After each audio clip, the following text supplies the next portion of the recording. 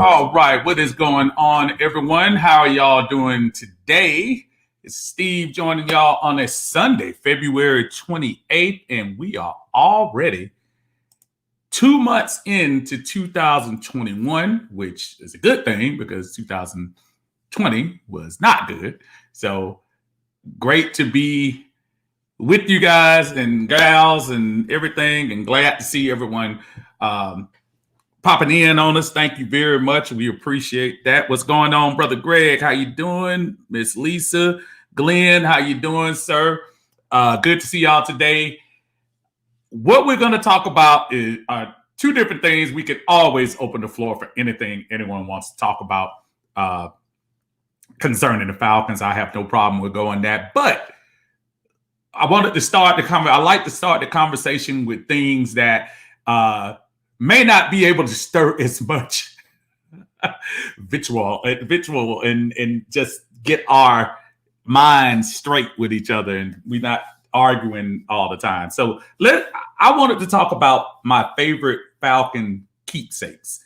In other words, those things that I have gathered over the years, or I've been given over the years, as far as the Atlanta Falcons. And I'm going to include my family as well, because my wife actually had some cool stuff that she's been able to collect over the years and be able to share with you those things that I've been lucky enough to receive. And I'm sure a couple of you have probably heard some of the stories, but who cares? We'll go through it again. And let me hear some of your stories on some of the things that you received maybe at a football game. Maybe you got an autograph that that made your day. Maybe your kid got an autograph, something that we can discuss, and say that it made you happy, made your folks happy, made your people happy, and you're able to share with us. I have a few things that I will share, but I'll give you all a chance to chime in on yours too. And the second thing we're going to talk about, whether it's in the group or in Atlanta Bird Gang, or whether it's on my personal timeline, the main thing we've been talking about ever since the last pass against Tampa Bay has been Matt Ryan and Julio Jones. Well, they deserve to be talked about, being the top two salaried players on our team. However, I thought I wanted to go a different direction today. Let's talk about the defense, and we'll have plenty of time to talk about the draft too. I'll say plenty of time. It's only 2 months now. It seems like it's creeping up on us, saying how it's March 1st tomorrow. But let's talk about the defense. I wanted to go over with you all free agents available on defense. And yeah, we'll discuss some folks who may also be out of reach, but at the same time, just talk about some free agents. We're lacking in every single position, and not only that, I'm going to go to the positions on the Atlanta team and see where we are missing personnel, and we are missing personnel. Quarterback is not the only place we need to look and see who's under contract on this roster. There are a couple of spots that I actually looked at and said, "Ooh, I didn't realize we were that lacking in that position." But yes, we're going to talk about both of those. So feel free to chime in what we talk about. I was going to start with the best Atlanta keepsakes, and I think what made me think about this is because I ran across a couple of things and a couple of pictures that, and the picture that actually got my biggest attention, because I'm trying to redo things. Hopefully by the time the draft comes, you all might see some different backgrounds and things going on. So bear with me. We're going to switch it up a few times before then. But I was going down my archive list and I ran across this, and then don't y'all start laughing or whatever, because at the time, this was a big deal. In the summer of 2000, I want to say it was 2001 going into 2. I think that was the year after Mike Vick was drafted, and they had a thing called Women's 101. I know, Lisa, you may be familiar with that.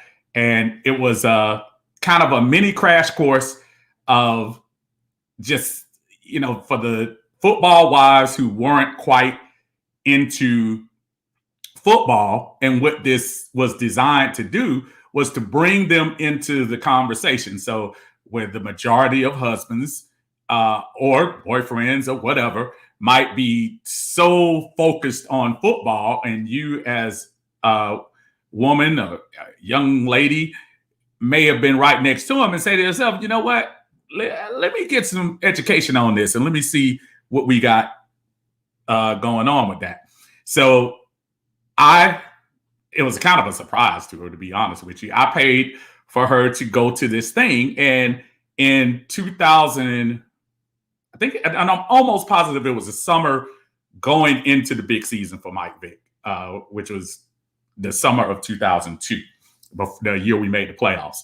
And back then, it wasn't quite as fandom then, and people weren't lining up around the corner for autographs and stuff like that. And basically, we were coming off a bad year anyway, with the last Chris Chandler year, the year before. So she went to this thing, and this was one of the pictures. I hope you can see it real well. This is a picture with, I'm sure you all remember, Mr.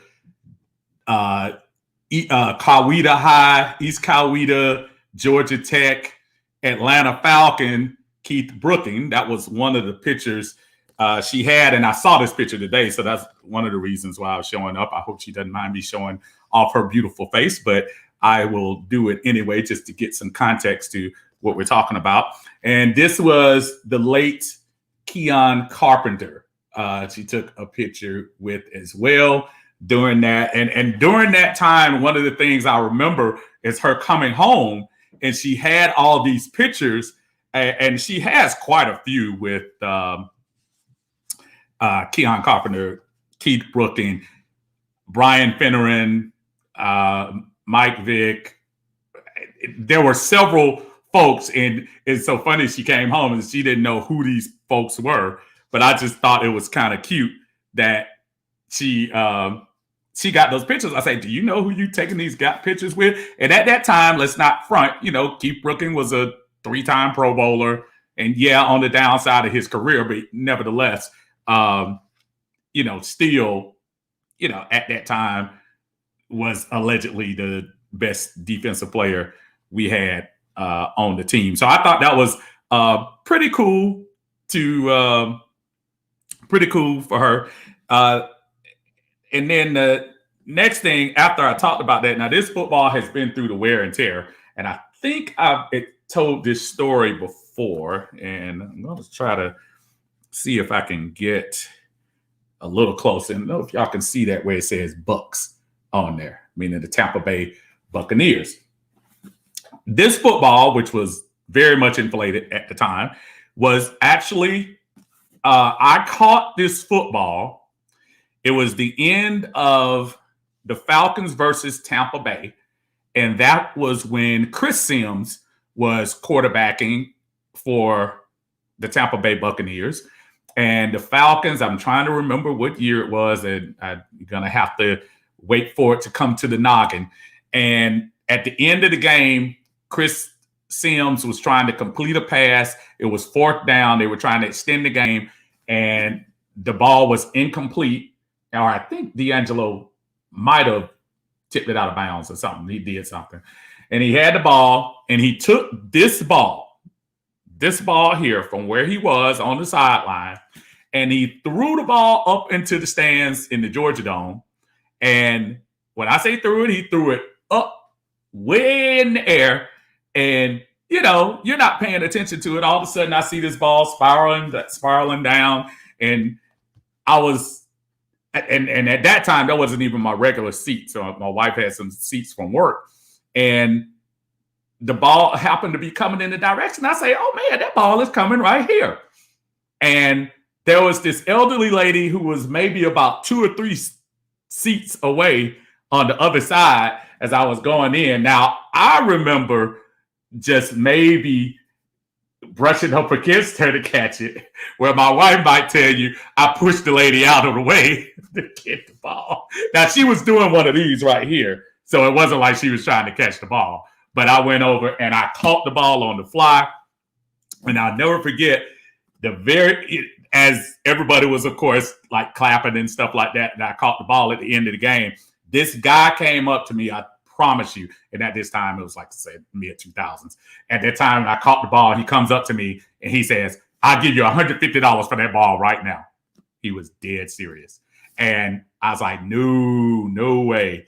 So, yeah, this is one of my keepsakes for that. So I thought that was a pretty good little thing. So if you all have some keepsakes or things that happen where you ended up getting a ball or shared some stuff, let me know, and we'll be sure to share that along the line. I mean, it was a pretty good little antidote to share with y'all as far as that. DeMarcus, how you doing? How you doing? Good to see you. Thanks for stopping in with us. We appreciate that. So let's talk about this defense. Again, we've talked ad nauseum about Matt Ryan and Julio Jones. Will they trade them? Will they stay? Will we draft a quarterback? Will we cut Julio? Will we trade Julio? And sometimes you can get a little bit too much. And yes, we're still going to discuss it every day, all day, until we find out what happens. Either March 17th, which is the first day where we have to be underneath the salary cap, or whether that be in the draft, or whether we make any kind of moves. But we need to start worrying about what we're going to do on defense, because defensively, we are in some crazy times as far as the defense is concerned. So first, I wanted to share, when we start talking about the defense, where do we stand as far as personnel on the team right now? And this was one of the things. This is going to be just for the defense, folks. We'll talk about the offense. We'll have plenty of time to discuss. But as far as the defense is concerned, right now on the team, as far as on the roster under contract, at the defensive end position, do you realize we only have 2 folks under contract right now? The 2 guys under contract are the extremely overpaid Dante Fowler Jr. and John Kaminsky, who definitely, I think, is on the come up. He had some good showings there near the end. But yeah, those are our 2 guys right now. And remember, we have quite a few free agents that on this team that we need to make some decisions about. So defensive end, we are really hurting. I look for them to make that move in the draft. I'm not sure if you have anybody right now that you see that's going to be first round material, at least from what I've heard. But that's definitely a position we need to fill, whether it be free agency or through the draft. But two guys that are on the team, and Dante Fowler, his $18 million cap takes up 9% of our salary cap this year, just for craps and giggles, in case you want to know about that. Defense, the interior linemen that are on the team right now, of course, Grady Jarrett, who is currently at a $20 million cap. Tyler Davison, Marlon Davison, the missing DeAndre Sanat, and Chris Slayton. Those are the defensive interior linemen that we have currently on the field. Just a side note that Grady Jarrett at this time takes up $11 million of our salary cap. This is one of the reasons why when we start looking at positions and start, having conversations about restructuring, you need to start pointing out some of those cap numbers. At linebacker right now, there are only 3 linebackers on the Atlanta Falcons team that are under contract. We have Deion Jones, who just signed the big contract. We have Foye Oluokun, who is under contract as well this year, only $2.2 million. I think he's going to end up getting a raise. Somebody's at my door, but they'll figure it out. And they have Michael Walker, of course, who is a rookie, who barely is making any money right now. But those are our linebackers on the squad. So we also need to be looking at linebacker when you start talking about what we're going to do in the 2021 season. Edge rushers, we just went through that. At cornerback, we know we have AJ. The great thing about this particular position here is that salary cap wise, none of these folks are pretty much a worry. So don't be shocked if some of our favorites are going to stay, and I say favorites with tongue in cheek. AJ Terrell will be here. Isaiah Oliver still under contract. This is his last year. He's counting for $2.5 million this year. Kendall Sheffield still at $1 million. Daedric Abrams at $700,000 and Chris Williamson at $660,000. Will they move away from Isaiah Oliver with that $2 million and try to maybe use that on somebody new coming in through the draft? Possibly. Safeties on this team right now, as we speak, there are 2. Jalen Hawkins, who of course came in last year at $946,000, and TJ Green at $850,000. 2 safeties that are currently on the team. We do not have a kicker currently on the team. Of course, Youngway is a free agent. Don't know what they're going to do with that, but they have to make a decision. So what I want to talk about today is what are we going to do on defense? I mean, we have talked about all of the things that we're going to do on offense, but what are we going to do on the defensive end? We have a lot of a long way to go when you start talking about defense on this team. So when we start talking about defense, one of the first positions we start thinking about and has been a source of just agony when it comes to this team has been the cornerback position. And AJ definitely was a pleasant surprise. I tell everyone who wants to hear, I was one of the ones that was kind of questioning that move. That might have been the last decent move that Thomas Dimitroff made on the way out. But we seem like we're going to be in pretty good shape at cornerback, has a nice year under his belt. I think A.J. Terrell is going to do nothing but get better when you start talking about cornerbacks are concerned. So, what is the cornerback market looking like? And not about draft, not as far as drafts are concerned, but what is the cornerback market looking like in the NFL right now? So we'll go through the top names and just see if any of these folks get your attention. And I'm also going to get the salary that they played on the last year. Not necessarily meaning they'll be looking for that particular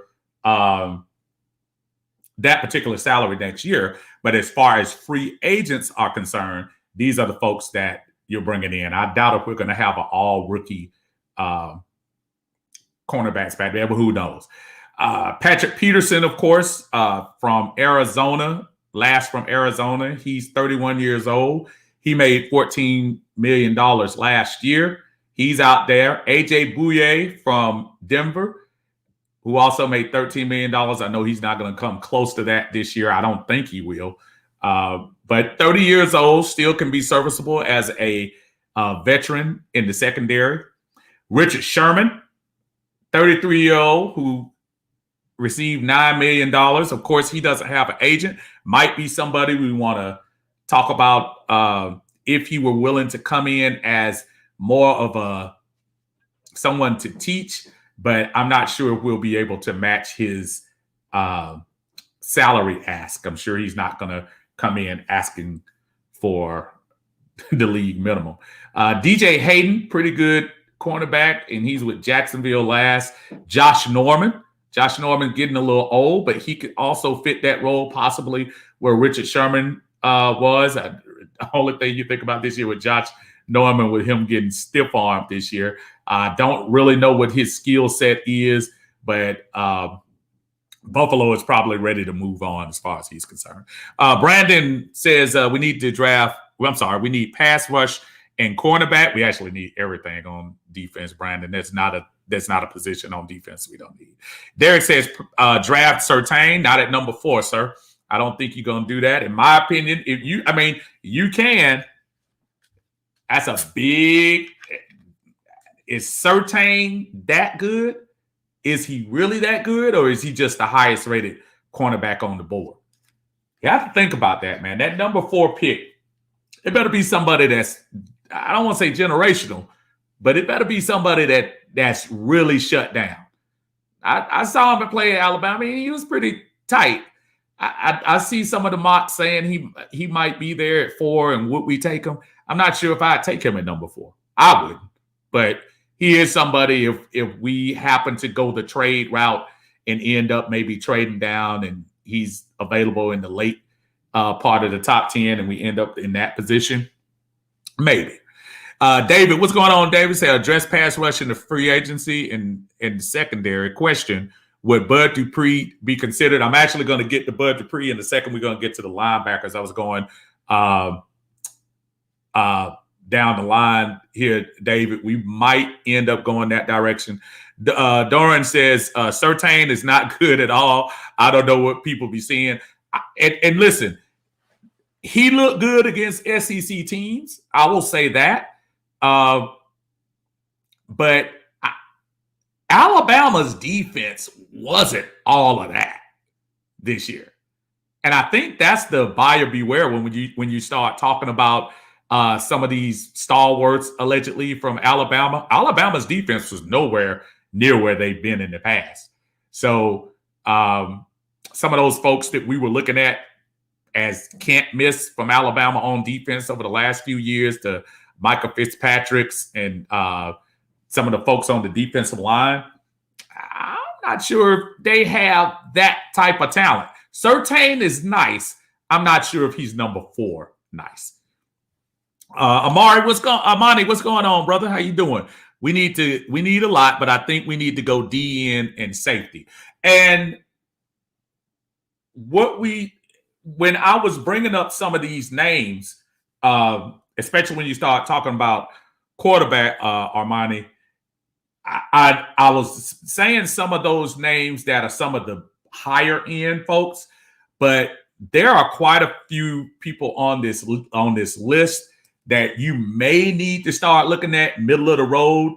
Remember our buddy Roby Coleman, who had the non-pass interference call against our buddies from New Orleans. He's available. Ronald Darby is out there, who definitely was a little bit overrated coming out of college. Now he's looking to get paid. Xavier Rhodes is actually out there, folks. I don't think he's going to end up with a huge contract. Would he be somebody who could bring some veteran presence to the Atlanta Falcons?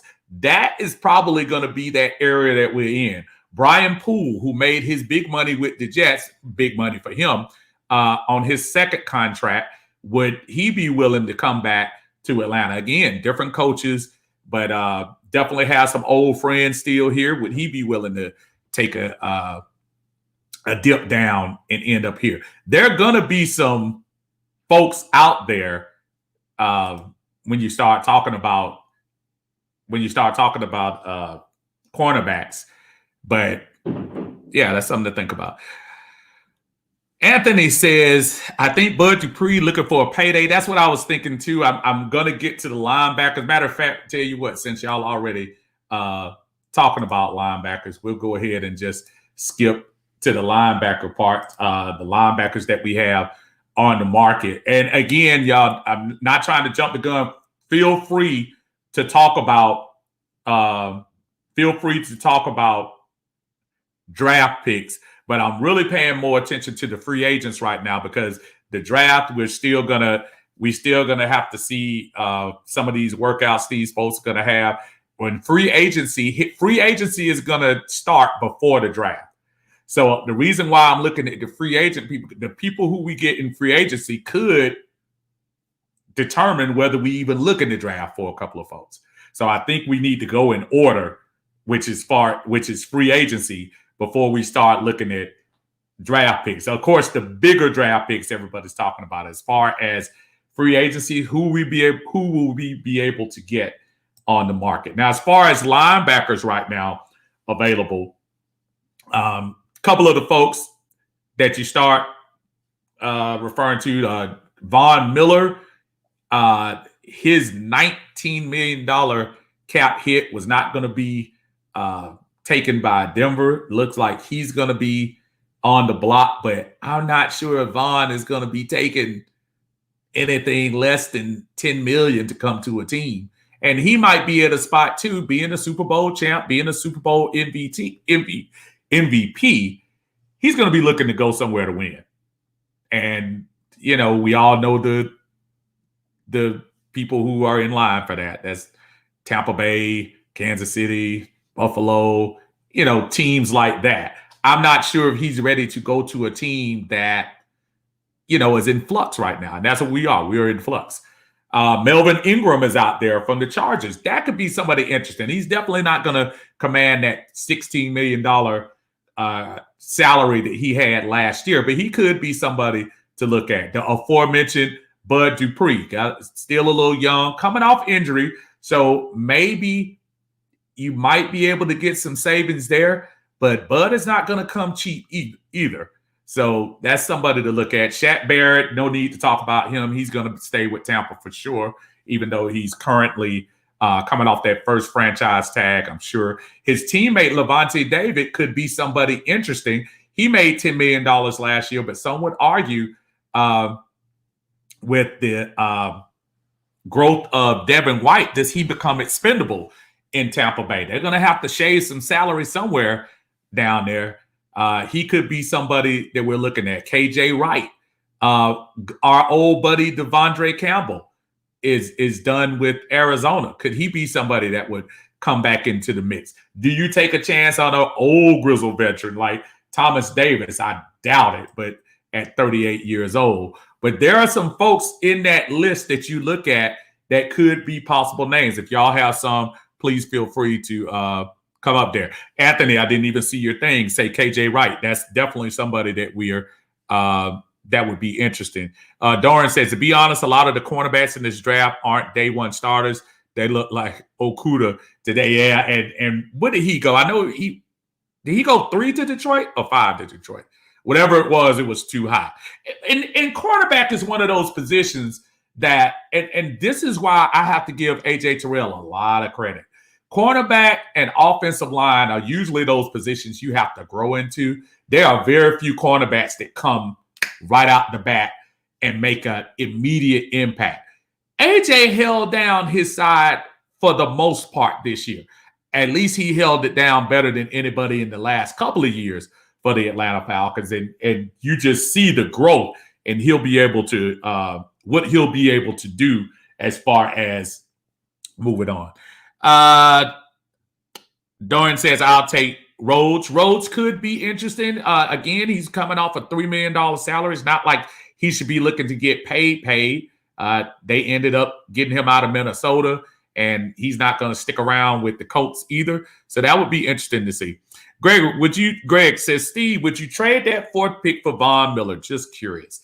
Nah, I don't think so. You're going to be doing a juggling act with this team and this roster this year. As much as we are still trying to figure out quick moves we can make to make this team a winner, you can't avoid the future. The number 4 pick has to be future. And it has to be somebody that is going to be given the opportunity. When I'm looking at this number 4 pick, and I know folks are not thinking like this, but I am. The number 4 pick for me is not somebody I'm expected to be a breakout 2021 person. So when people keep talking about Michael Parsons, when people keep saying Sewell from Oregon, when people keep talking about Surtain or folks of that ilk, I'm not convinced that those are folks that I'm looking to lead me into the future. When I look at my future right now, I'm looking at the most expensive position on the team, and that's quarterback. You're going to have to shave that salary next year. We're taking a big hit this year. And for those of you who keep going with why would you get a quarterback and have them and sit them on the sidelines for 1 year? Best thing for them. Best thing for them. And who knows? Maybe if Matt turns out that he regresses even more, maybe they'll get a chance to come into the game, see Herbert, see Tua. Maybe he'll get a chance to get his opportunity mid-season. There's no reason to be scared to draft a quarterback. There's no reason. I don't know what some of y'all are thinking, but Michael Parsons is not the piece to make this team a Super Bowl champ. He's a nice piece.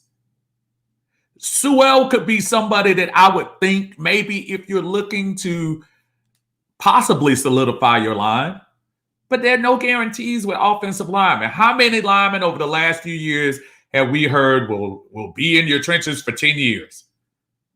It's not that many that stick.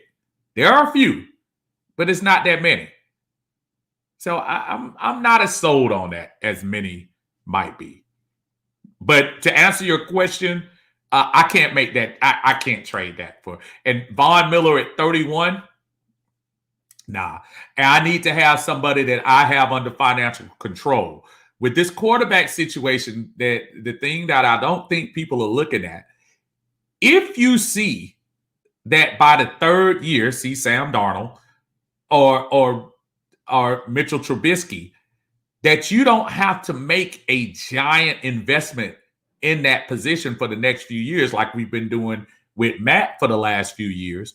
This is the opportunity to build the rest of the team and still have your quarterback manageable to be able to make some other moves at defensive end, at linebacker, at safety. That's why I like having my quarterback under control like that. Financial control, I should say. I apologize. I kind of lost my way here. Let's go. Jaqual, what's going on? Von Miller got off the field issues to clear up. And yes, he does. And that could affect his price too, Jaqual. That really could. Maybe so. Armani, Devondre Campbell, I don't think so. Let's lead the past players in the past. I don't know, Armani. Devondre, I mean, he wasn't that bad. He actually led the Falcons in tackles his last year. I think if he wasn't looking to get his second contract payout, I mean, he wasn't trash. I don't think he was. I thought he was pretty good. Now, he can't come in here demanding big money, but he's a tackler. We could always use another tackler. Wasn't the speediest guy in the world, but I take a flyer on. That's just me. Doran, first and foremost, we can't speculate on players because P says that he runs a 3-4. But if we have to, we will run 4-3. We play a lot of nickel and we lack pass rush and beef in the middle. Winston, he led in tackles last 2 years. Okay. Yeah, I stand corrected. Thank you, Winston. Doran said Devondre wasn't bad at all. He was actually sideline and he could cover. Yeah, I don't know. Maybe you have a different opinion of him, Armani, but I was hoping he was somebody that we would be able to keep. I know salary cap wise, we probably weren't going to be able to hold him down, but he's definitely somebody that I would think about if the price is right. But there are some guys down this list that we need to probably take a second and third look at. I don't know if the big money guys will be able to come here, but we definitely need to see what we got going on with linebackers.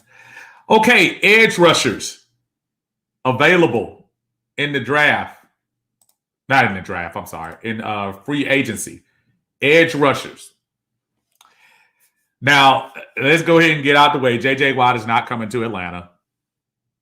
So let's not, go there. Leonard Williams. I don't think he's going to end up getting out of New York. I think New York is going to make the move for him. Let's not forget Jadeveon Clowney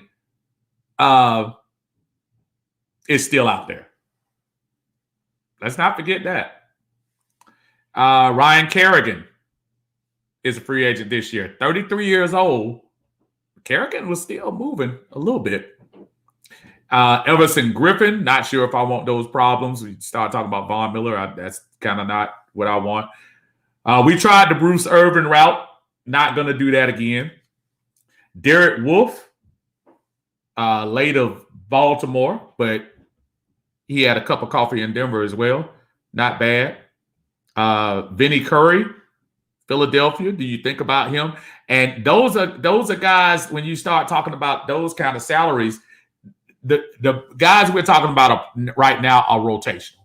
I'm not sure we have the money to go out and get a Yannick or Jadeveon, who to me is overrated. J.J. Watt, Leonard Williams. I'm not sure we have an opportunity to go out and get those type of guys. But the first thing we need to do at edge rusher is do something with that salary with Fowler. I don't know. Listen, he didn't come up big for the money that we were giving him. And I know injuries play a little part of it, but you got to come up with something. Listen, as much as I dog Matt Ryan for not being able to help his team win, at least he tries to put up some numbers that would at least make you say, I don't know, maybe. But, yeah, we got to do something with that salary.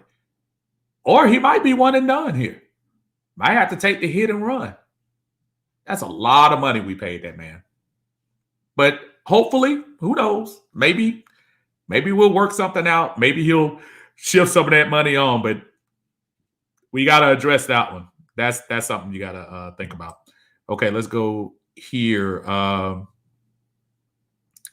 Doran says, I hope we don't re-sign Neal. Yeah. If we had the money, I'd resign Neal. Winston, I think we should take a flyer on Ryan Kerrigan. That could be somebody that could be. Listen, Ryan Kerrigan at 33 is better than anything we've had since the 2016 Vic Beasley year. So why not? I mean, you take, he's a veteran. He can come in and, I mean, why not? I'll take Williams, pass on Clowney. I don't think Williams is going to get out of New York. I really don't. I know he's a free agent now. I'm not sure with New York and what they're doing right now.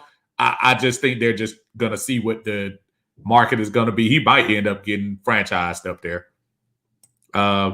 Do you think Clowney is worth bringing in? If the money is right. I don't think Clowney is as $14, $15 million as folks say he is. I think people found out, like Seattle, that he was not that guy. And a lot of hype about him. And as much as we dog out Vic Beasley, Jadeveon Clowney was a much bigger. Jadeveon Clowney was the number 1 overall pick. He has not been Ryan Leaf bust, but for all the hype, that man got drafted off one hit. That man got drafted off one hit against Michigan. And God bless him. God bless capitalism. But since then, I think he's been okay. But he hasn't been great. He hasn't been number 1 overall great. So, yeah, if he comes in humble and may not, he's not trying to break the bank, we can't give him Dante Fowler money. But if he comes in and wants to take a 1-year flyer for $7 to $8 million, maybe. But I don't think so. Cam Fowler is a bum. He needs to go. I don't want to get into calling the man a bum, but I know he didn't have a good year. Now, if that's what what you equate to that, that's fine. I don't want to get into him personally. I know on the field he didn't put on the field he put bummish stats up like that. But yeah, I mean we gotta do something about that. That was one of the last big signings that Dimitrov kind of screwed up. Cam, I hated the signing when it happened, and I hate it 100 times more now. And I hate it too. Was not a good decision. I got excited like everybody else because I thought he might be able to give a little help to us. But I know he was injured a little bit. Know he had the COVID stuff going on. So I don't know, but we can't pay that man $18 million this year. I know that. It's too much money. Knowing injuries play a lot when you can't get off the ball. Yeah.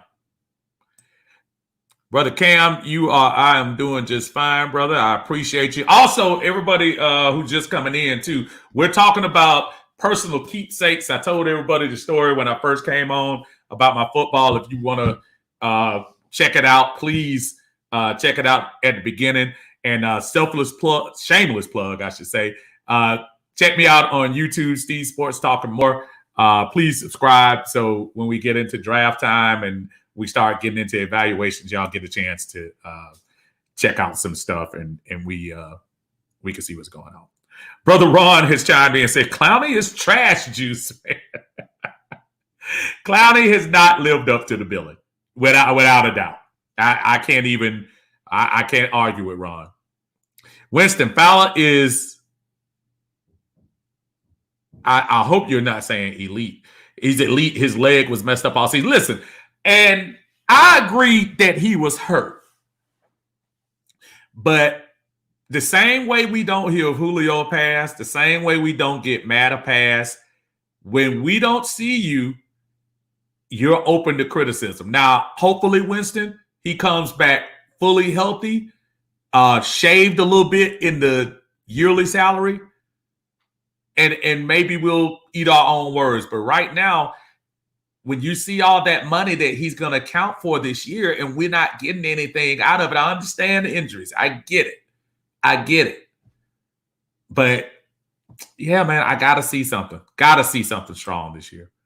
David says, Clowney must come down on his price. Kerrigan, Curry could be cheap options. But what do they have left? At this point, Kerrigan and Curry are trying to revitalize their own career. They're folks that we would look at and say, they need us for exposure more because no other team is probably going to have them starting on their defensive line. Kerrigan comes in automatically, even at 33, 34, and starts. Vinny Curry comes in automatically and starts on this team. Or even in a rotation, they get more time. Armani says Neal might get franchise tag. That I'm not sure. I got to see what the average is for safeties. I would imagine it's somewhere between 8 and 12 million for that franchise. I'm not sure if the Falcons are willing to take that type of gamble with Neal. Maybe. I know somebody was talking about franchising Youngway. Man, there's no way in the world I would franchise Youngway. That's a lot of money for a kicker. I can't pay a kicker with the needs we have right now. I can't pay a kicker that much money.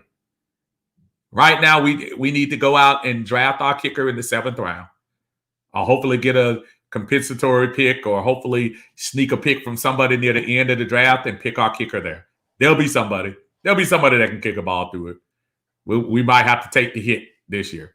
I can't pay my kicker that much money. I was looking at another group of some super duper Falcon fans, and not saying that they're not, but sometimes you can just get caught up in your own thing. Youngway Koo was nice. He's not $3 million. Now, we didn't want to pay Matt Ryan $3 million. Not Matt Ryan. We didn't want to play Matt Bryant $3 million. What makes you think you're going to play Youngway? Not this year. Doran, Neal is nothing but a tackler. He does nothing for us on the back end. His coverage skills are not the greatest in the world, but he had a decent year coming off 2 years of injury. I will say that. He did have a good year. But you're right. His coverage skills are lacking. Anthony, Tennessee found out, too, about Clowney. Absolutely. Armani got drafted off one hit in Michigan. Clowney already was a household name before then, but in the NFL, he's overrated. Here's what I'm saying, though, Armani. Yes, he was good at South Carolina. He was good before that Outback Bowl game. But what play did you see constantly on ESPN for almost a half year after making that tackle? You saw, and sometimes you can hype up somebody off of one play. So, yeah, I'm not saying that he wasn't talented at South Carolina, but I'm saying that helped build his legend to be a number 1 overall pick. And when you see the results that he's had after that, it's kind of hard to feel bad for him. I mean, you haven't been that much. You were lucky to have. You would think with J.J. Watt on the other side, that would have made him a beast. And I think his biggest year in sacks has been 9. Big Beasley has looked back saying, man, that's all you got? Number 1 overall pick. When I look at what Chase Young has done for the Washington team this year on defense at number 2 this year, that's the kind of thing I'm looking to get out of my defensive end. That's the kind of production I'm talking about. When you're talking about you working on your 4th team already, yeah, I don't know. Cam, Dante Fowler shouldn't have gotten Fowler money. He lived off Sue and Donald and got blessed like nobody I've ever seen. I've seen in a good while. Here's what he took advantage of, Cam. He took advantage of a good situation. You're in an Atlanta team coming off a year where Vic Beasley and Tack were not getting the job done. You needed to upgrade that position very quickly. Atlanta was willing to pay to upgrade that very quickly, and you took advantage of it. You're right. He was blessed. But I'm not mad at him for that. That's a TD signing. TD paid that man all that money. He could have gone another route and maybe got more rotational people in the mix, but he went that route. So I don't want to sit there and blame him. What's up there, RJ? How you doing, sir? Dorian said kickers don't cost that much. They shouldn't cost anything. Unless you're Justin Tucker or what's the other little cat? He's losing my mind. What's the guy for the Rams? Kicked the long field goal. Zerline, who are doing things that are kind of special, even though I know Zerline isn't with the Rams anymore. But those type of guys, you can't pay that much money. David says, can't tag Neal $11.2 million for safety this year. Got too many other needs. Thank you, David. I appreciate that. Yeah, $11 million. I don't think you can pay Neal that much money. I don't think you can. If Neal came back and said, listen, y'all gave me some love for 2 years, I'll give y'all some love for I'll give y'all some love if y'all will take a $7 million contract. But I can't pay him. I can't pay him. I cannot do it. We have a lot of work to do when we talk about the defense. There is a lot of work.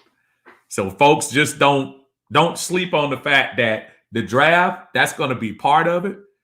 But we have a lot of work to do when we start talking about this defense in 2021.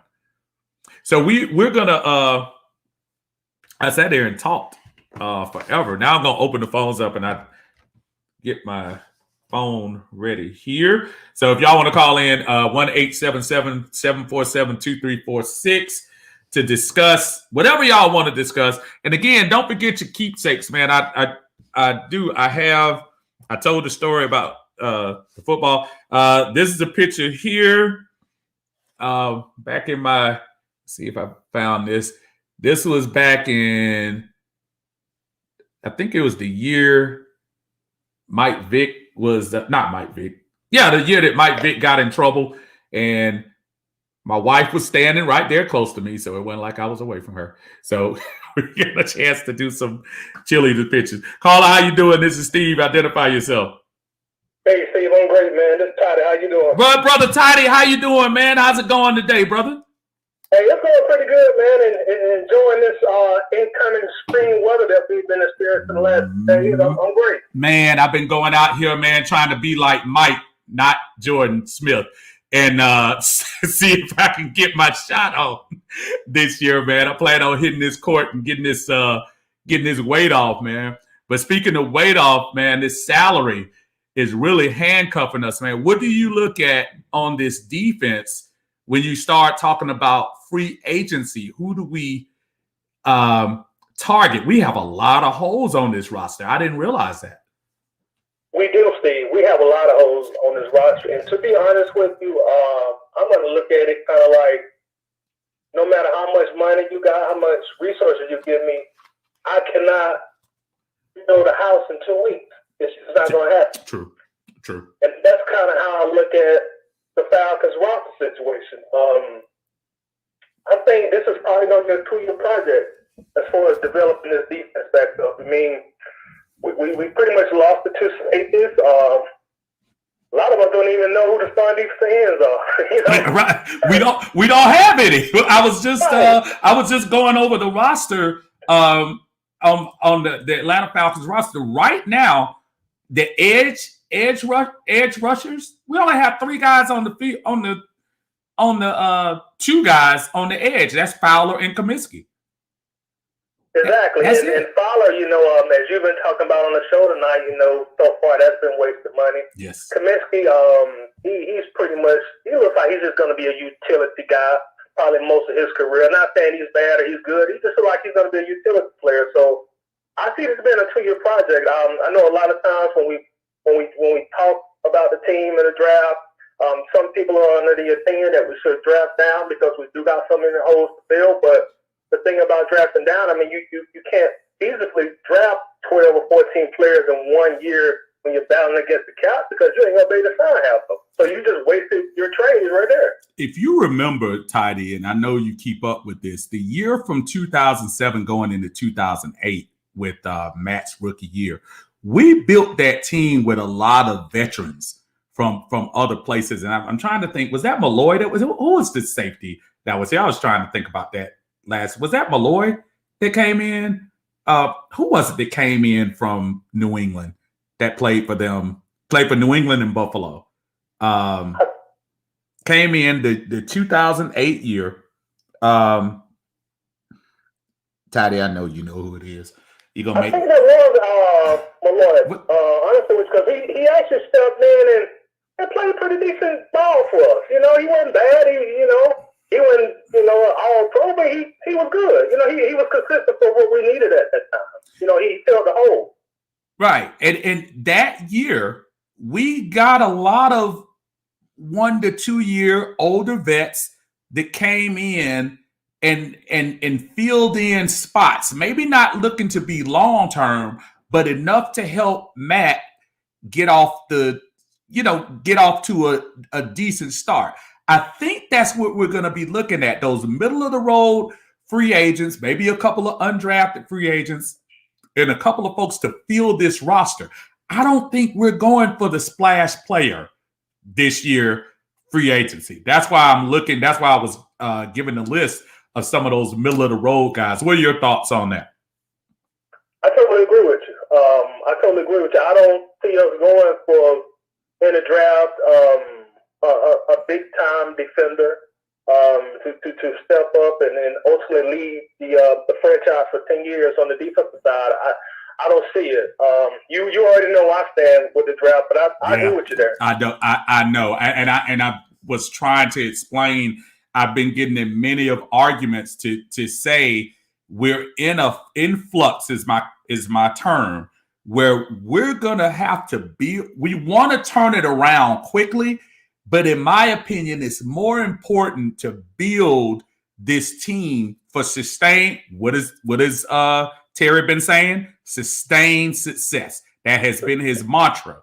Sustained success. You have to go out and get your future quarterback. I'm sorry. I agree with you.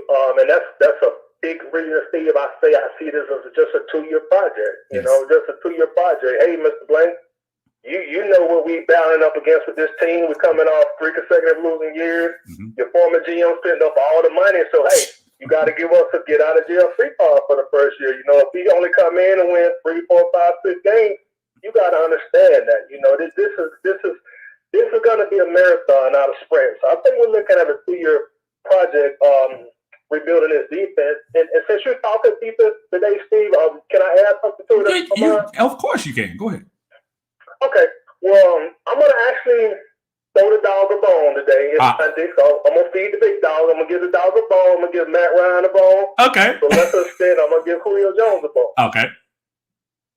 We have to come to the realization that as a fan base and also as a franchise that defense is important. It matters. Right. It's critical. Right. And I know we built our teams going back from Michael Vick to Matt Ryan, Ward Dunn, Julio, Roddy. We've been offensive teams. Right. With this new staff coming in, whether we do or don't draft a quarterback, I think it's very important now that we start building gritty defensive teams. You know, you can't have a franchise that's only had a top 10 defense 1 year out of the last 10 or 11 or 12. I don't care how great your offense is. You can have Barry Sanders, Joe Montana, Jerry Rice. They still need a defense. All those teams who were winning, they still had, comparable good to great defense. So defense is extremely critical. And I'm just going to give you a quick stat. You know I always come with a stat of the day. Come on with it. This is my stat of the day. In the Matt Ryan era, we played in 10 playoff games, right? Right. Out of those 10 games, we've only had 2 playoff games where our defense has held a team below 20 points, 20 points or below. Wow. Now, I'm not a math genius, but that's 80% of the time, the opposing team is going to score at least 20 points on us. Wow. Now, the 2 times that we did hold a team 20 points or below was just in 1 year. So that says a lot. That's something that you don't do, and that was in 2017. Yeah. Mm-hmm. We won 1 game, we lost 1 game. Right. Now, granted, we had an opportunity in Philadelphia, but you can't say, okay, well, out of this 13-year span with this quarterback, we're going to give you 1 year with just a great defense. Because you still got to go through that gauntlet and beat the rest of these NFL teams. And then finally, that team that we lost to, of course, was Philadelphia Eagles. Right. We should have beat them. We should have beat them. Now, out of 10 Super Bowls, Tom Brady has won 7. He's only lost to 2 teams. One of them was that team we lost to. So that says a lot to me. And to your point, and you really think about that, that was the one uneven year where we needed Matt to overcome. I know it was the Sark transition, but we needed Matt so much that year because that may have been the only season, Tidy, that I can think of that we actually had a defense to compete. Am I off base with that? If we had half of the Kyle Shanahan type offense, we should have gone all the way that year. You're absolutely right. That was the 1 year we actually had a real, legit Super Bowl winning defense. Because even if you go back to 2012, in the playoffs, that team gave up 28 points a game in those 2 games. that defense was very similar to the defense that played against New England in that second half that we have talked about ad nauseum. Both the Seattle team came back, and we were lucky to have time enough to get a Matt Bryant kick.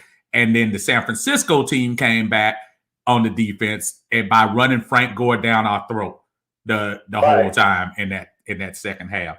Tidy, I cannot let you get off this phone without the theme today, which is Falcon keepsakes. I know you got one, whether it be a cup signed by Devonta Freeman, or some pants signed by Devonta Freeman, or some pink slip signed by Devonta Freeman. So what do you have in your closet? I'm sorry, man. You know I got to take shots. Right off the top of my head, I'll say 2 things. I still have my ticket stub from the first year that the Georgia Dome opened. Oh, wow. Yeah, we actually, I went to the San Francisco game. Nice. That was the game, Deion, prime time. He had 2 interceptions, and the second interception sealed the game for the Falcons. So I still had that ticket stub, and thanks to God, my grandmother still here. She took me to that game. The second one is a recent one. When I went down to the Super Bowl in Houston, just happened to run into Mike Vick and talked to him for a while, and he signed. And he took a picture with me. So those are my 2 things. Oh, nice! That is super. I was in Baumholder, Germany, for the Deion Sanders. The Andre Rison want to fight him, and the Deion going back and returning the touchdown. And what was that? That was the house built. I built this house thing, right? This is my house. This is my house. My brother Tidy, I appreciate you as always, brother. We go. Yeah, I'm sorry. Sorry to cut y'all. Now before I go, hey man, stop fighting great grandmother for football. Man, that ain't good. Hey man, look, man. Let me tell you something. It was gonna be me. Look, but hold on. It's 2 different thoughts. My wife said I pushed her out the way. I think I might have slightly nudged her, but she was kind of going for cover. So in my opinion, I saved her.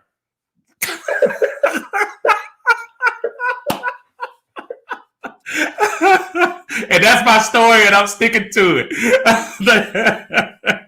I appreciate you, my brother, man. Thank you so much, man.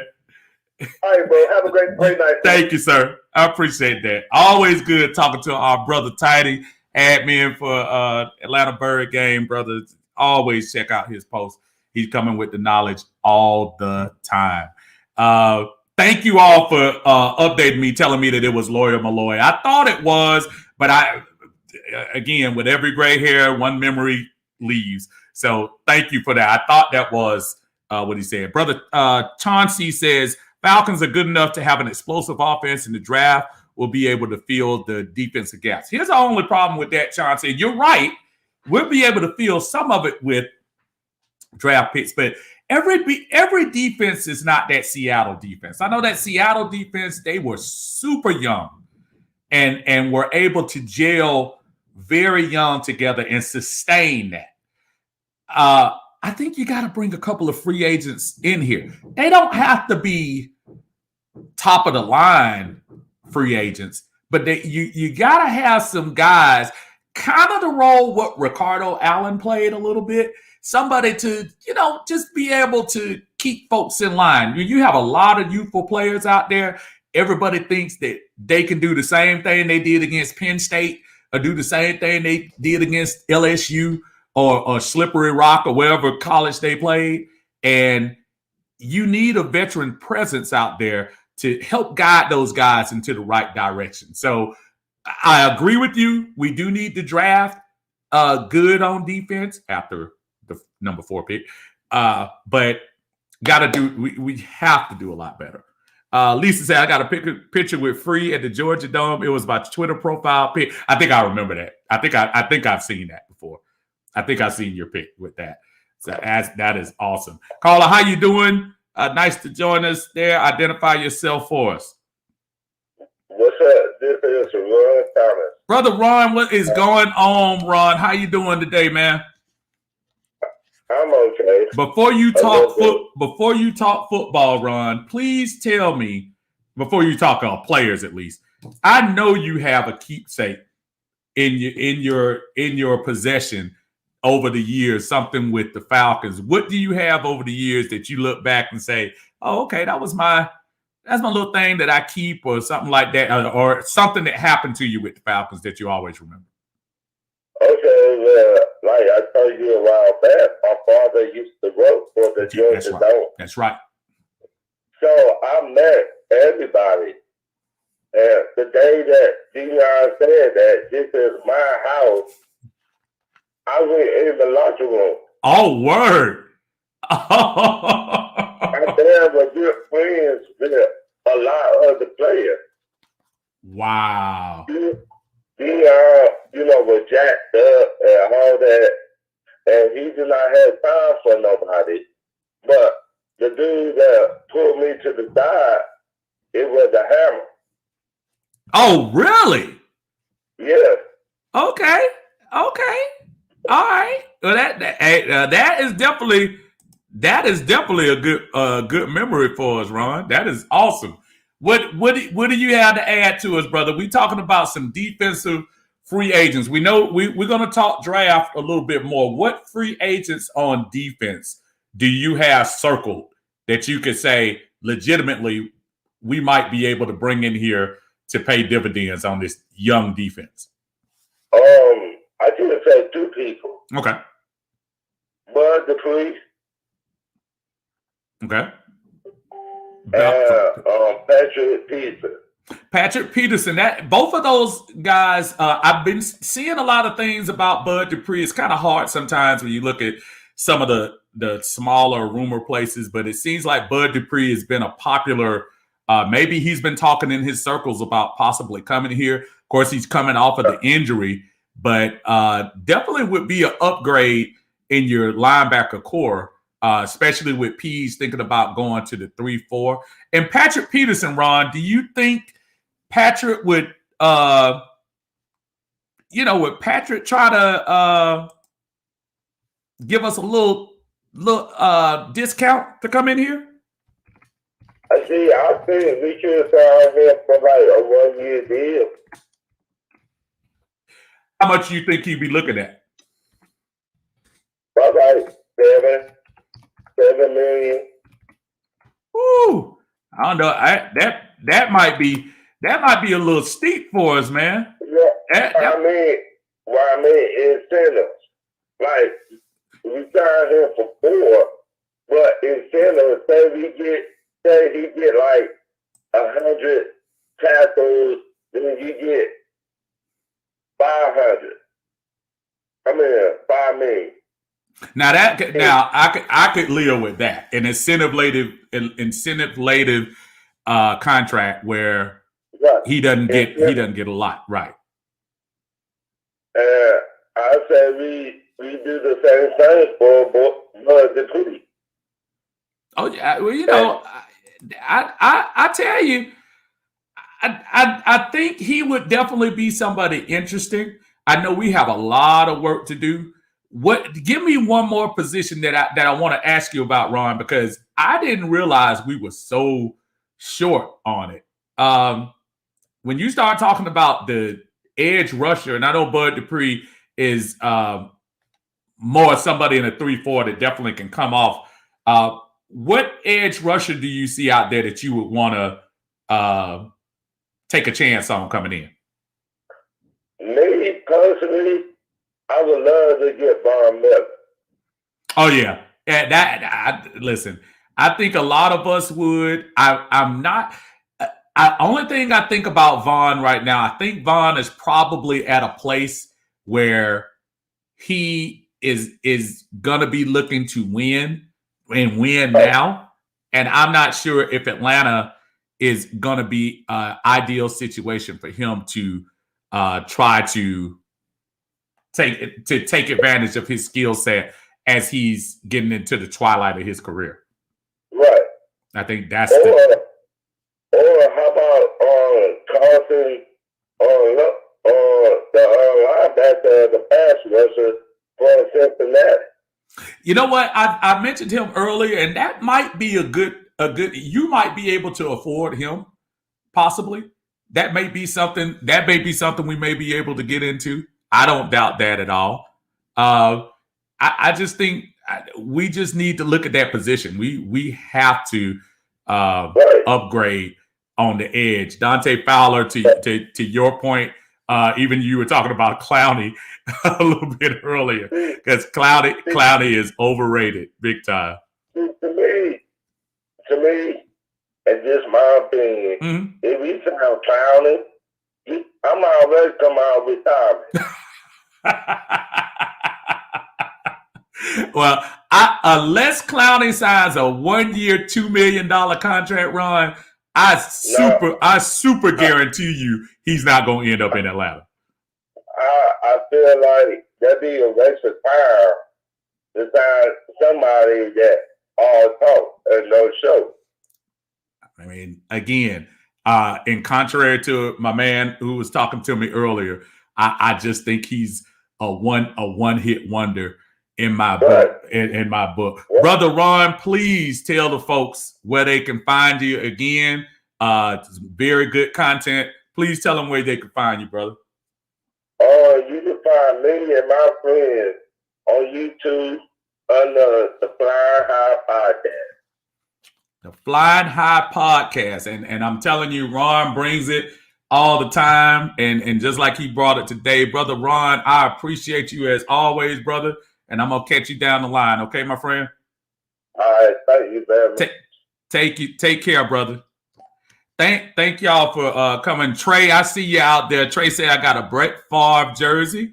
Absolutely. My brother Mauricio is signing in as always. And I appreciate you, brother. He says Matt Ryan will be here next season as a Falcon. And I agree with that. I think not only will Matt Ryan be here, Matt Ryan will start the season in 2021. I think what's going to happen is, and this is no shot at Matt Ryan.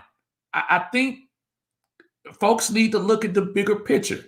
We're kind of stuck right now with that.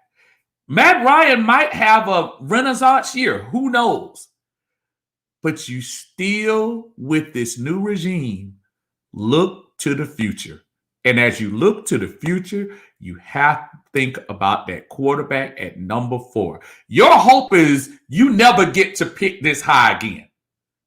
So while you have an opportunity to get somebody, they have to be somebody who is absolutely your future. The only other position I would almost consider when folks are talking about it is the guy out of Oregon, possibly at offensive line. I wouldn't be upset. I wouldn't throw a tantrum if they ended up going with that, I would get it. I would absolutely get it.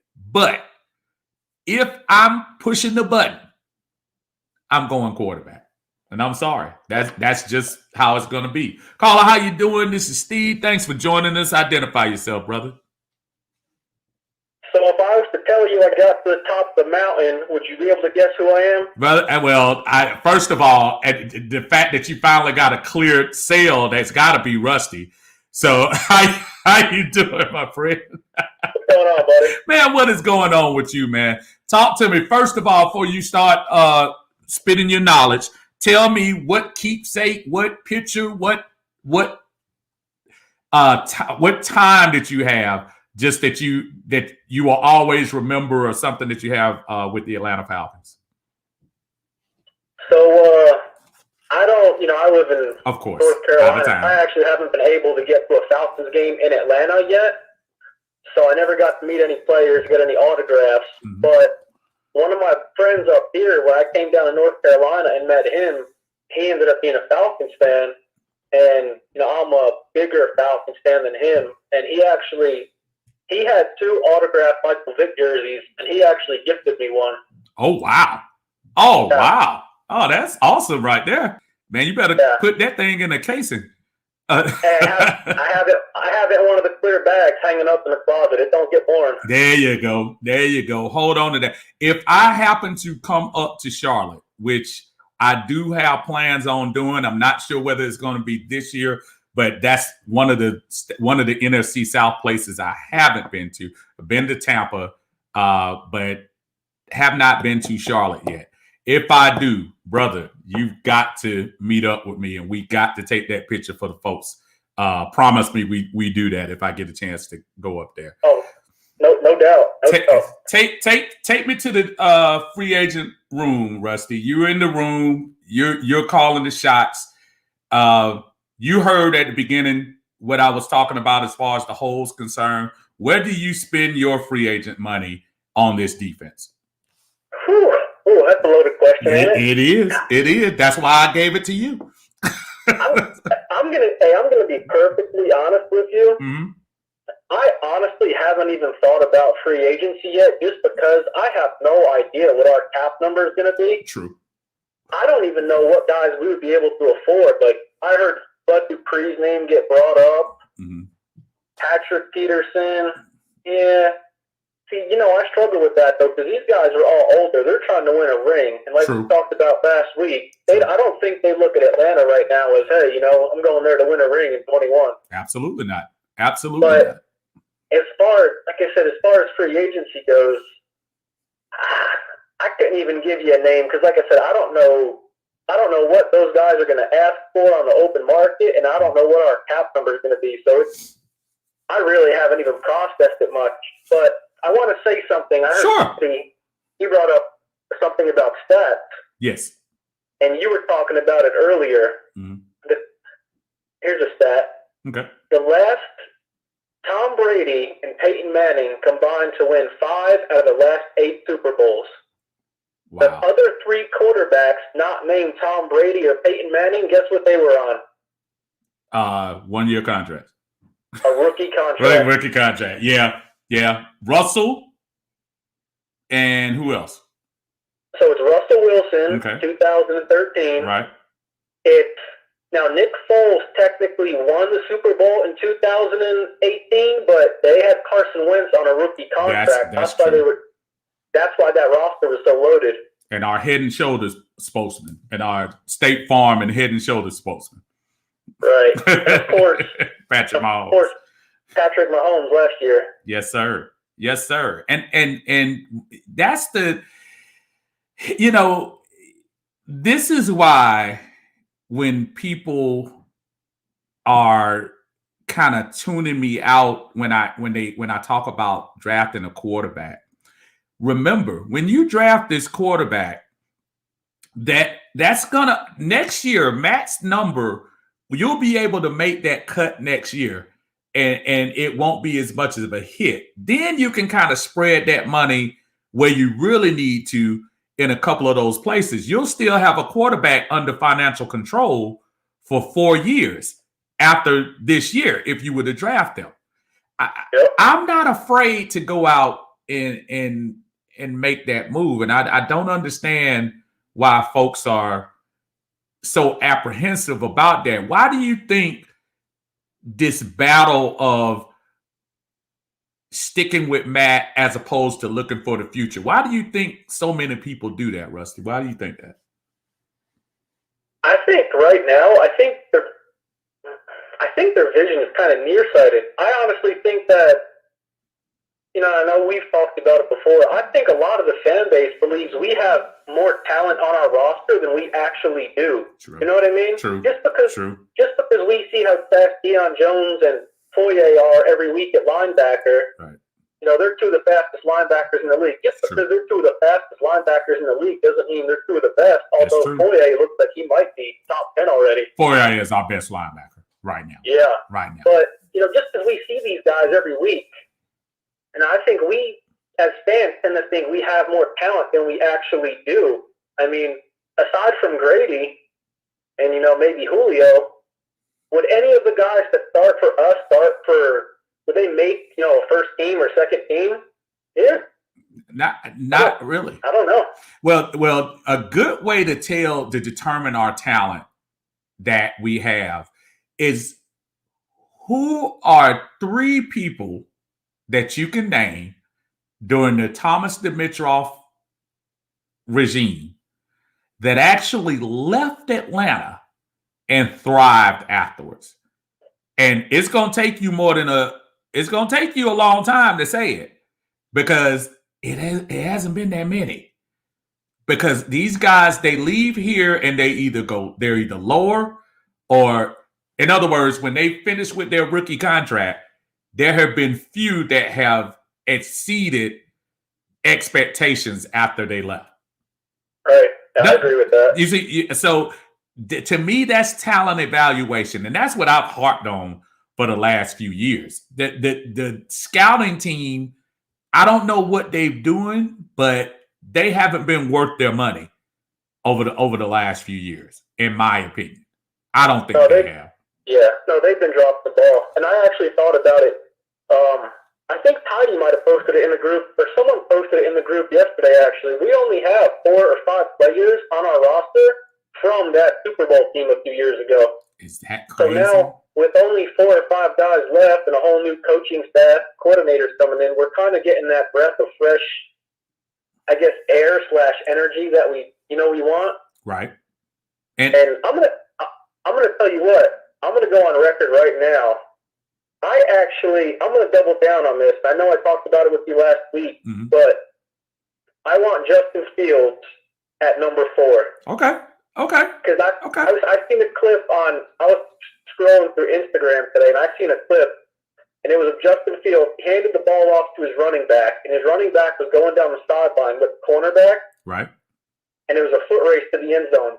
Justin Fields ran 65 yards to catch up to the cornerback and block him at the 10-yard line.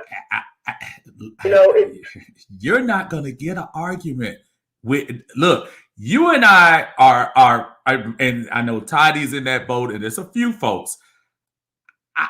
You can't help but to be impressed with the skill set. And remember, these guys aren't going to peak this year.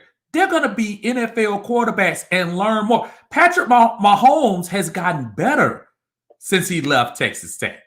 He hasn't regressed. So what makes everybody, I know everybody's the Ohio State quarterback and blah, blah, blah. Dude, Justin Fields is not Cardale Jones. He is not Terrell Pryor. So I seem to have a little bit more faith than most do. Yeah. I feel like I kind of ducked your question before that, though. You asked me why people struggle with the idea. Oh, I'm sorry. Go ahead. I just think I think they have more. I think they believe we have more talent than we actually do. True. And I don't think people view this as a full rebuild. And I'm not really viewing it as a full rebuild either, because I think we have some pieces. But that when I said Tom Brady and Peyton Manning combined for 5 of the last 8, and the other 3 quarterbacks were on rookie contract. Right. I mean, paying Matt Ryan, however much we owe him this year, upwards of close to $40 million, probably, right? Right. 42. I mean, paying him all that money, paying Julio all that money, he can't stay on the field, and then all the holes we have, we're just in a bad spot right now. But like I said, I think Terry, he knows what he's doing. I think if anyone's going to get us out of it, I think it's him. I think I like him, and I like I like the fact that he's not trying to sell us on a bag of goods. I think he said he's about sustained success. And when he said that, and not only that, he said we're going to bring in competition at every position, and he specifically said quarterback. Now, look around on the roster. How many quarterbacks are on the roster right now? He ain't bringing Ryan Fitzpatrick to come in here and battle Matt. He's not bringing in Josh Rosen to come in here and battle Matt.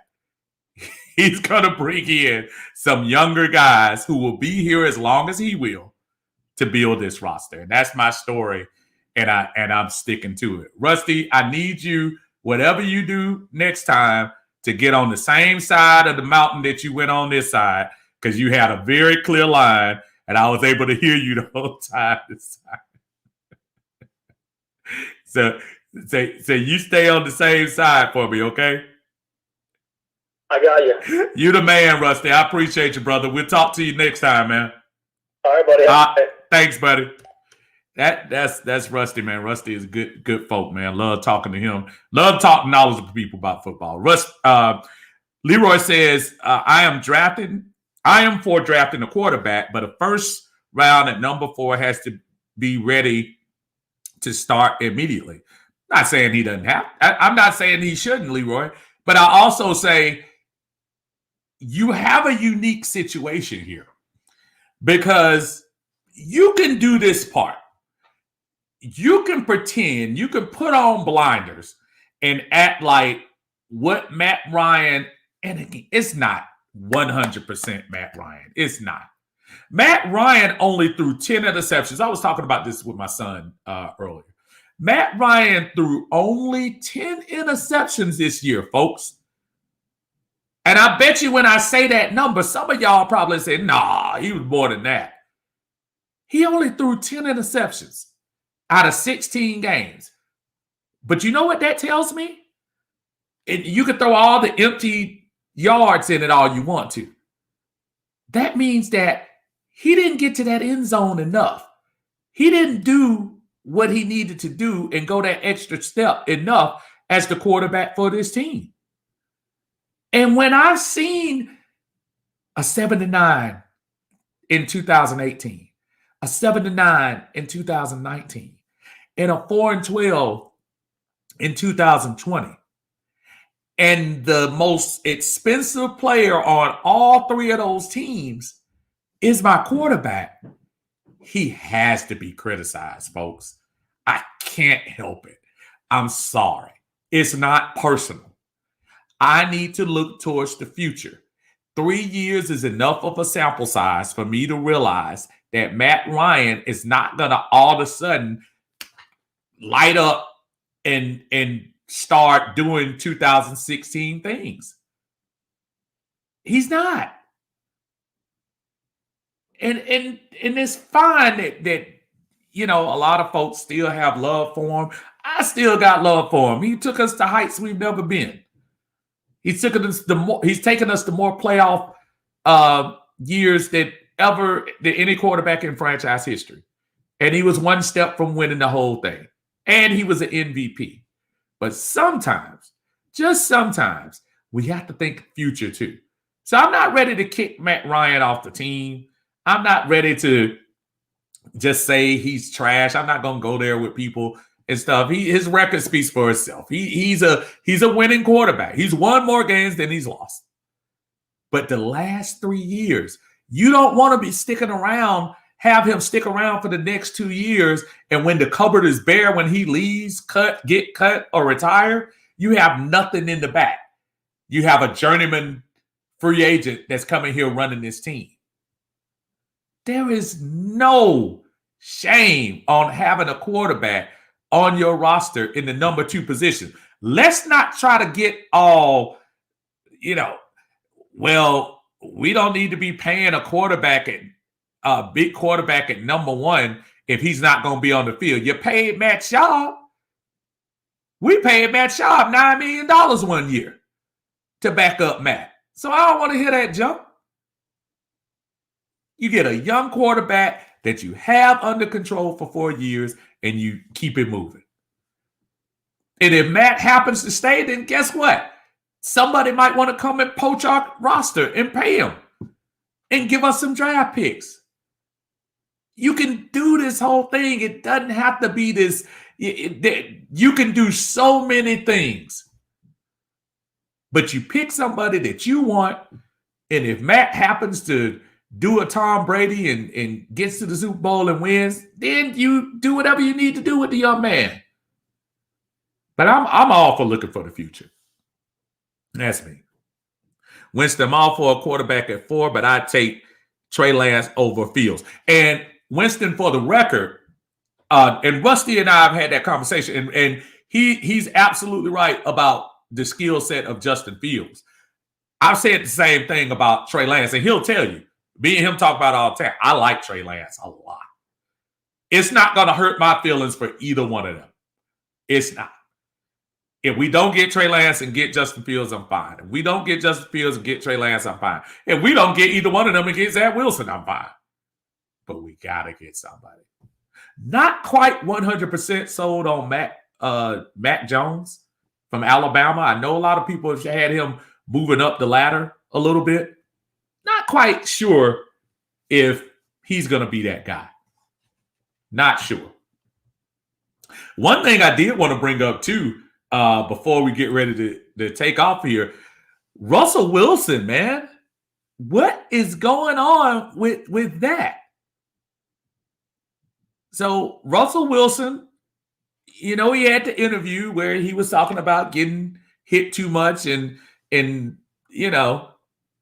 talking about, trying to protect himself. And then all of a sudden it hits this week. Russell Wilson might want out of Seattle. And I'm like, what? And here's the perfect agent play. So the agent comes out and says, oh, no, Russell's good. But if we wanted to get traded, we'll get traded to New Orleans, Dallas, Vegas, or Chicago. Who does that? So he says he's good, but then he turns around and says, oh, no, but I'll go to Dallas, New Orleans, Vegas, Chicago. That's what you call power, folks. That's what you call power. He is power playing the Seattle Seahawks. And who knows? Pete Carroll might turn around and say, hey, I did it before. I took a third-round quarterback and turned him to a winner. Who knows? Winston says, facts, I'm the same way. I just think Fields is going to take a little longer to develop. You're right. Lisa says, Nola's mayor added some fuel. I saw that. Now, here's the thing I am with her, which is kind of interesting to me. I saw the video where she comes on with the umbrella and she is stomping for Russell to come to New Orleans. Here's a couple of things that are very interesting about that. Number one, Drew Brees hasn't officially retired yet. I'm just throwing it out there. I mean, I thought we were going to have I don't want to say passing of the torches is nobody to pass the torch to in New Orleans. But I thought we'd have the big celebration, Drew Brees, and everybody wants to let him go into the Hall of Fame day one and all that stuff. And I kind of thought we'd have all that. No, next video I see is him working out in his driveway or wherever that was he was working. He hasn't retired yet. I don't know what that means. But when I see the mayor out there saying, yeah, we moved on from Drew. Come on, Russ. And then trying to talk to Sierra. Sierra from here, right? Did they get Russ to come here?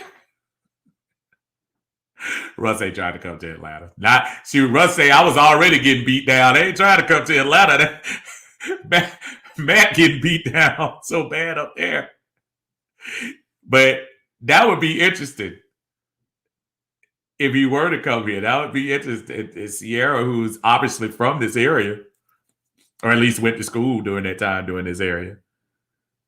But that I thought that was hilarious, Lisa, when I saw that video, especially seeing as how your grand savior Drew Brees hasn't left yet officially. Rusty says, "Lord, don't let Russ get to the Saints." And I'm gonna tell you what. If out of those 4 teams, I would love to see him somewhere.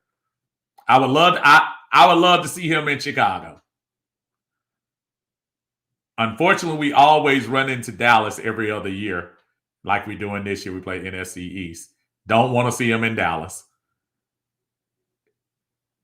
Vegas, I could care less.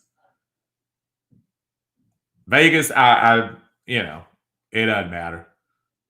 Because we just played them this year, so we won't see them for another 3 years. So maybe Vegas might be number 1. Chicago would be interesting. They got to re-sign Allen Robinson first. But that would be kind of interesting. But boy, New Orleans. Man. If Russell came to New Orleans, woo, we got enough troubles with this Geritol King in Tampa Bay trying to come back. But now if we get Russ down here, and go Saints, like he does the Go Hawks thing. Oh, man, that'd be too much. David says, don't forget the no trade clause when you mentioned that. Oh, yeah, absolutely. Well, his agent made it clear. Russ, I'm pretty sure, and I don't know anybody personally, but I'm pretty sure he probably had a meeting with his wife and said, ma'am, where would you want to go? And don't say Atlanta. Where would you want to go? I'm sure Vegas and New Orleans are probably very tempting. It would be tempting to me. Doran says, I trade Matt for Russell in a heartbeat. Problem is, Seattle not taking Matt. I would trade him in a heartbeat. I would unload him in a heartbeat. But they're not taking that money. They're not taking that money, or they're not taking Matt Ryan. It will be very interesting to see over the next couple of weeks, because March 17th, every team has to be at the salary cap. Now, remember, what folks keep forgetting is once you get to the salary cap for March 17th, once you do that, then you can spend money all day. You can spend $20, $30 million over the cap after that. And then next year in 2022 in March, you got to slim it back down again. So you can keep that going the whole time. So what we'll probably talk about next week is who's on the cut list, because we're only 2 weeks away. Somebody on this team is going to be released, traded, or something in the next couple of weeks, because they have to make room for that money. They have to. Somebody's going to be a surprise cut on this team, or a surprise trade on this team. Stay tuned. Guarantee it. Guarantee it. Winston said Russ in New Orleans is an issue. He absolutely is. So we already got our own problem. We thought when Breeze left, we were going to have it made. Now we got Tom Brady winning Super Bowls, and the possibility of if Tom Brady is Captain America, then Russell Wilson is Bucky. If that's that would just be too much. So I don't know. It's going to be interesting to see how they end up doing that. But I just thought when I saw that news this week about Russell Wilson, I just say, man, the NFL and there are a lot of teams that have to get under the salary cap. This stuff is not over, folks. There are going to be some surprise moves in the NFL.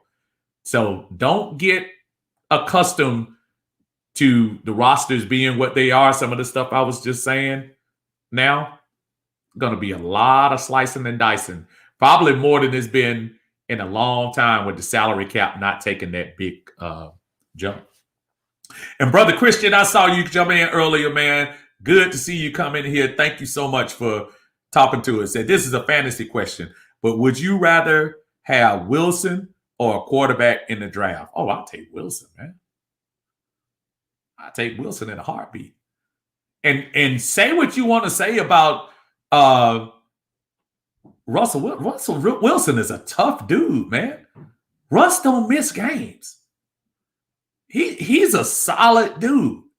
No, I would take Russell in a heartbeat. If you told me right now I could take Russell Wilson right now, I would take Russell Wilson, restructure whatever, and give him a 5-year contract. I think he's that good. He's good. He's tough, and I think he's a winner. He has gone to the playoffs every year except one. And the year he missed the playoffs, they were 9-7. Russell Wilson is a winner. And you also think about this, Christian. Russell Wilson has not, aside of Marshawn Lynch, Russell Wilson has not had a legitimate running back since he left. And yet Seattle continues to churn out winning seasons, continues to win the division, continues to stay in the picture. And that ain't because of Rashard Penny or whoever else they got in the backfield. DK Metcalf, you just came. You're good, but Russ been there longer. Russ has been breaking it down. And also, the demise of the Legion of Boom. That defense is nowhere near where they were a couple of years ago. I think we put the Legion of Boom out of commission in 2016. When we put them out of the playoffs that year, that was it for them. Russell Wilson has been running that team. I'd take Russell in a heartbeat. Rusty says, Russ is one of my favorite players right beside Matt and Julio. And I think I've told you all this story before. I was stationed in Fort Lewis, Washington.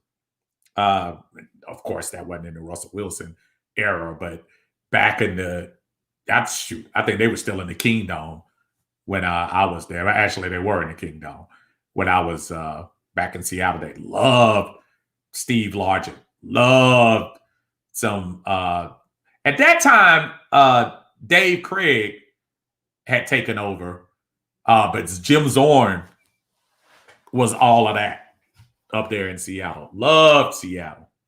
Still, I must admit, I'm not even gonna lie to you. The Atlanta, I don't have a second favorite NFL team, but because I lived up there for 4 years, I always pay attention to what Seattle's doing, whether it be baseball, basketball, when it used to be NBA. But Seattle, that's a beautiful place to live. Christian says, I would love to have Wilson in the A. Our fan base would take off. Oh, yeah, of course they would. They bring, somebody who knows the area well with him. Oh, Russell would put the seats on all those thousands of red seats that we see on TV. No doubt in my mind. Russell is not that old, too. Russell was it 32? 31, 32?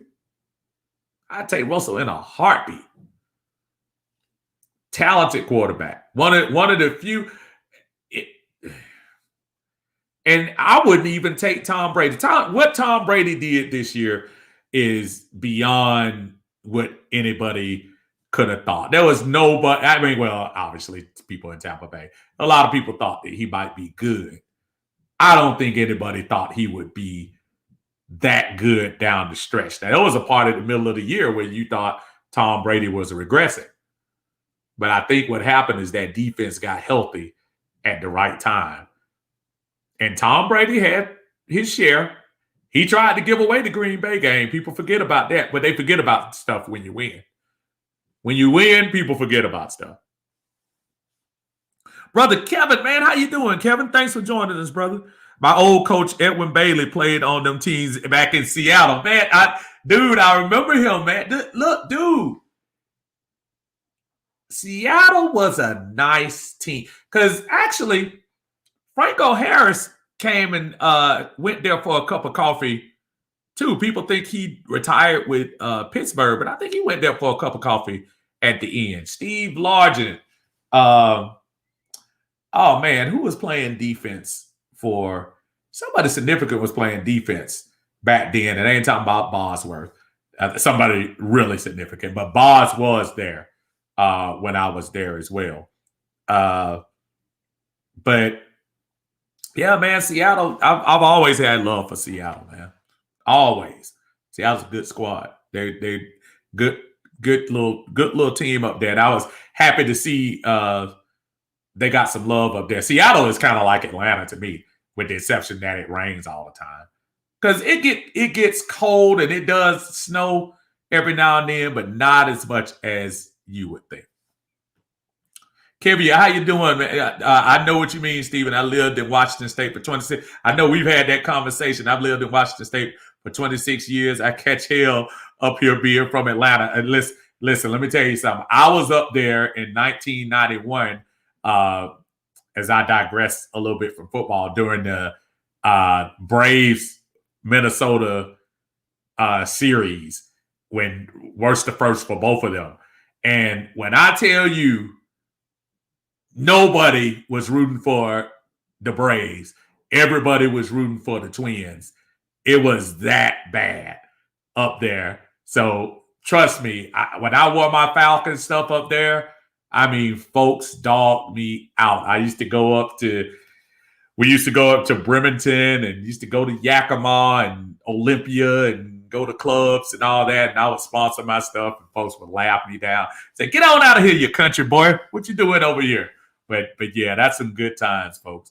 But anyway, while I'm sitting here living off my glory days, look, folks, thanks for joining us this week. We're going to try to do this every Sunday.